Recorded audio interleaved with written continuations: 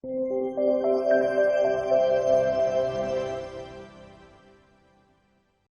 안녕하세요. 이명택 익산 시의원입니다.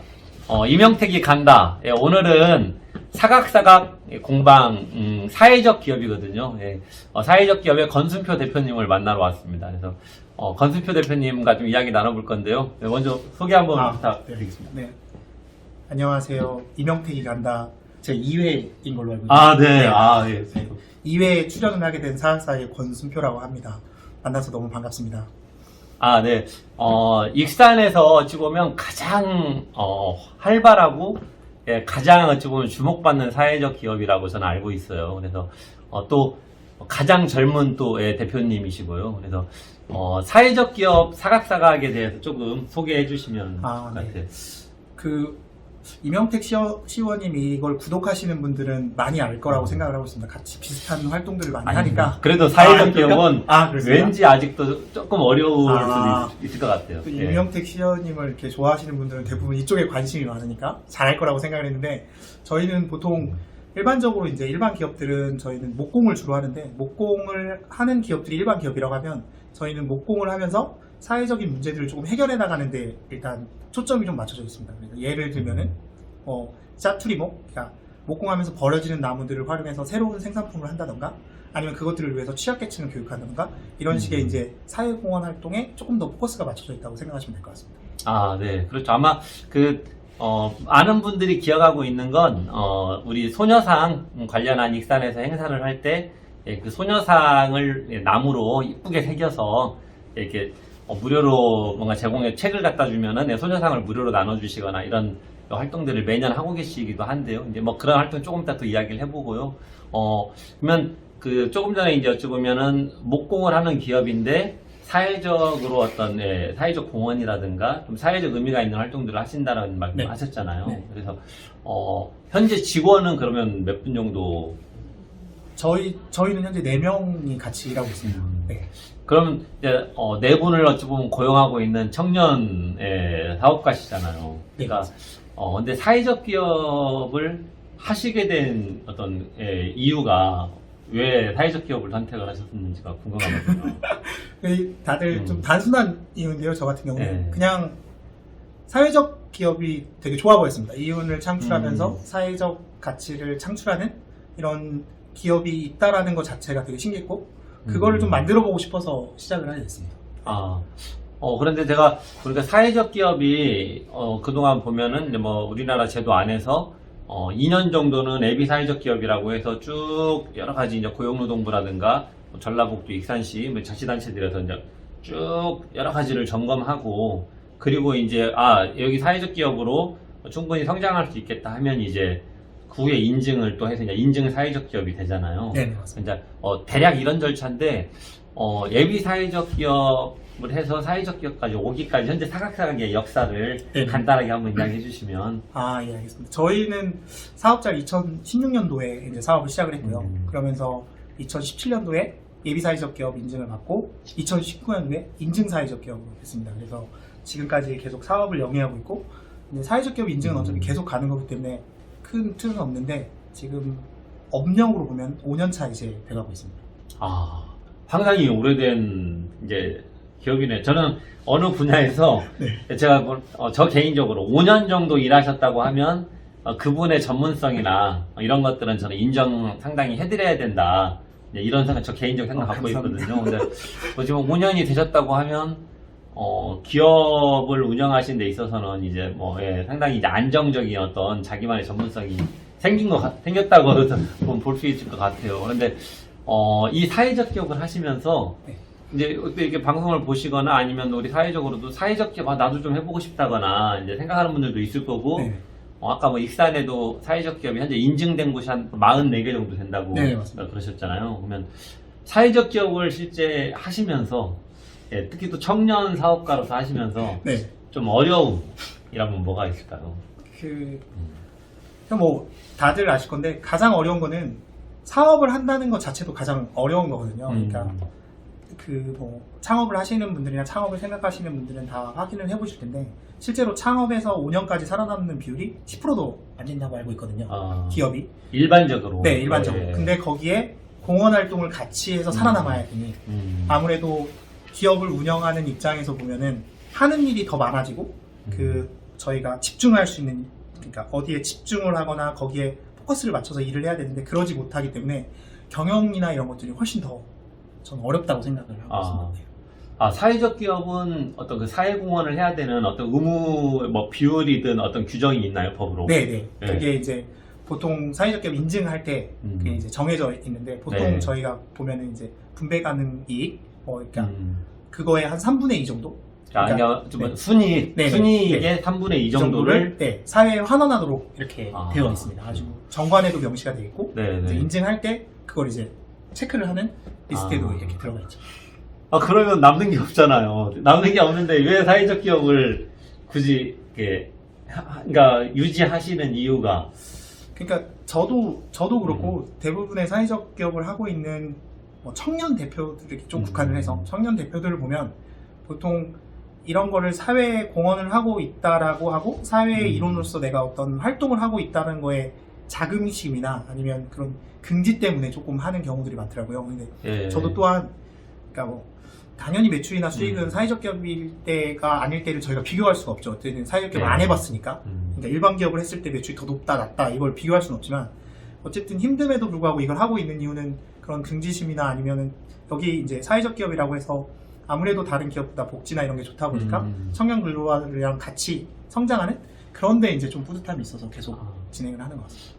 그러면 혹시 뭐 영업 비밀일 수도 있는데 대표님이 한 달 가져가시는 급여는 되게 우리가 막 기업의 대표 4명의 직원이 있고 뭐 상당히 이제 5년 정도 됐고 하면 일반적으로 우리가 기업 대표님들이 상당히 큰 나름의 안정적 어떤 경제적 이익이 있지 않을까 생각도 드는데 어느 정도 혹시 이야기해 주실 수 있는 부분까지만. 보통 이제 대표자 급여를 저희도 책정하게 돼 있어서 이제 사업 초기 때 제가 대표자가 되고 사업 인건비를 책정할 때 이제 50만 원 책정돼 있습니다. 그때는 아무래도 기업이 어렵다 보니까. 처음에 대표님의 급여가요? 네, 50만 원이었습니다. 그냥 혼자 일하니까 어차피 50만 원이었으니까. 네, 그 50만 원 책정에다가 올해 이제 2021년도에 처음으로 이제 급여를 올렸는데 230만 원으로 올렸습니다. 가지고 이제 이게 폭등폭으로 보면 엄청나게 높은 건데 230만 원 올려서 책정은 되어 있는데 아무래도 아직 기업이 성장 단계여서 저는 대표자 월급을 아직은 받지는 않고 있고 아직까지는. 네. 그래서 일단은 그냥 진행을 하고 있습니다. 그러면 혹시 대표님의 급여가 230이면 직원분들은 급여가 어느 정도 대략 평균 되나요? 저희 평균 급여가 지금 230만 원 조금 넘습니다. 네. 조금 받는 수나 가장 많이 받는 수준의 중간값이 평균값이 저보다 조금 넘습니다. 이게 일반적인 사람들의 생각으로는 이게 좀 이해가 안 되는 구조.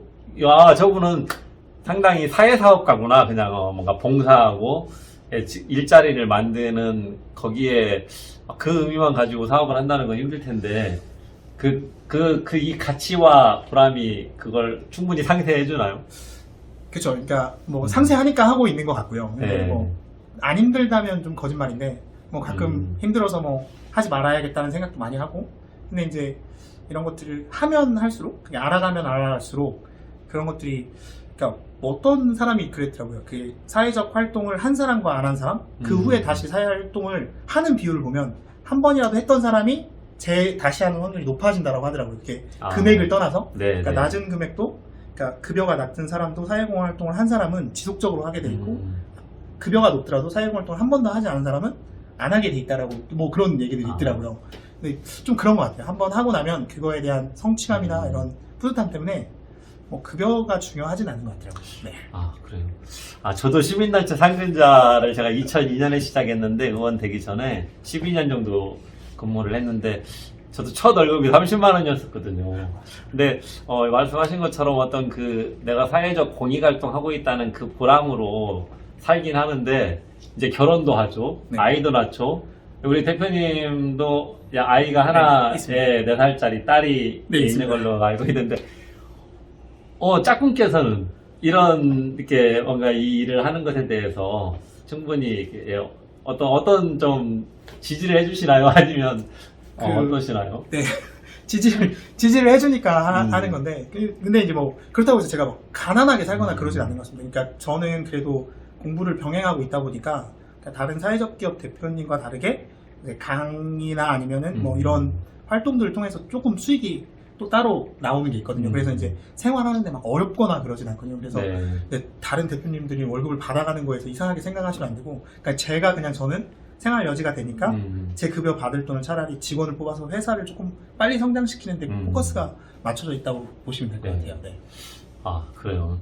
아마 이제 영상을 보시는 분들이 아마 사각사각에 대해서 뭐 조금이라도 아마 이제 이해를 하실 수도 있을 것 같고 한데, 그러면 사회 어떤 공헌 활동들을 꾸준히 하고 계시잖아요. 네. 이제 근 5년은 이게 되셨으니까 좀 그동안 하셨던 좀 대표적인 어떤 활동 같은 것들 좀 기억에 남는 거 소개 좀 해주신다면 시민들께 사각사각 이런 일들을 우리가 하니까 좀 소개해 주시면 좋을 것 같아요. 그리고 뭐 저희가 가장 했을 때 좋았던 거는 일단 뭐 저희 대표적인 사례 중에 하나인데 소녀상 만들기 행사를 위안부 기림의 날이 진영된 2018년부터 그 누가 지원하지 않아도 저희끼리 저희 돈으로 저희가 번 돈으로 저희끼리 만들어서 저희 스스로 나눠줬다는 거, 그런 게 이제 가장 저희 선생님들도 그렇고 저도 그렇고 자부심이 크고, 그 다음에 저희가 또 사회적 기업에 대한 인식들을 좀 확산하기 위해서 나도 사회적 기업가 사각사각 대표다라는 프로그램들을 좀 운영을 하거든요. 그러면 이제 소수의 비용을 받고